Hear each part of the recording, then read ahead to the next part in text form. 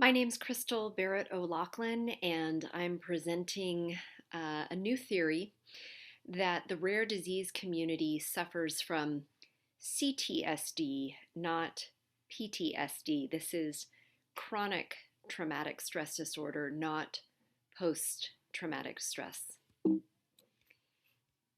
And we've differentiated the stress that caregiving, long term caregiving in particular, creates in the body and in the family versus a stressful event. So, the primary difference, according to Dr. Elissa Epel, around chronic stress is this element of anticipation and rumination, where you know that this is going to happen, this stressful experience is going to happen again and again, and it's something that is constantly revisited in your mind over and over. And in a stressful event, you have the experience and then it ends and your body forgets and your mind forgets and you move on.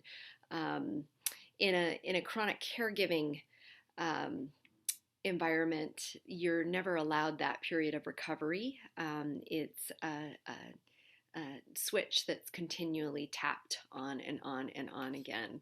And so, what we endeavored to do was to speak with caregivers and ask them a series of questions, a dozen questions, and one in particular on a scale of 1 to 10, how supported do you feel, with 1 being hardly supported at all and 10 being extremely supported.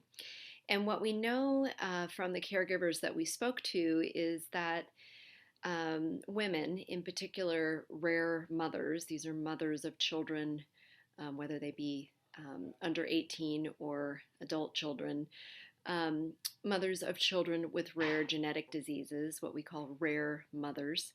The mothers that reported in the 1 to 5 range are in a crisis mode, the most extreme of which can be deep mental health crisis, potentially even suicidal thoughts.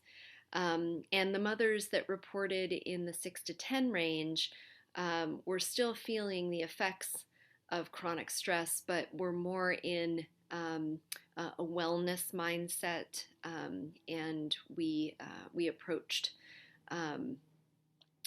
potential solutions, sensory solutions, with that range of the 1 to the 10.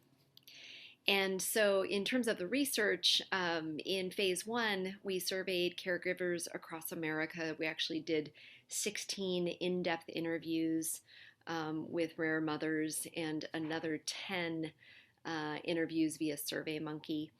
In phase 2, we expanded the research to include international rare mothers and have surveyed upwards of 320 women over the past 18 months. And here are the buckets of results from those discussions and those survey results.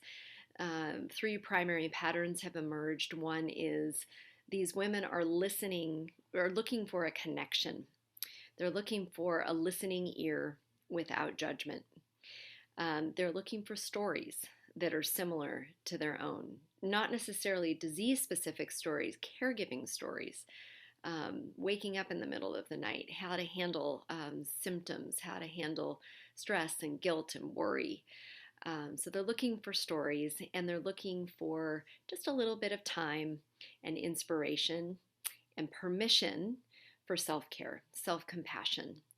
I'd like to thank my colleagues at Indiana University School of Social Work for helping to conduct this research, as well as Dr. Elissa Epel from UCSF. Please join us on Wednesday, February 10th, between 2:30 and 3:30 Eastern Standard Time, to talk about sensory solutions, how to use the 5 senses: sight, sound, taste, touch, and smell. What results we have seen in our rare mother caregiving community. Thank you very much, and I look forward to reporting these results to you.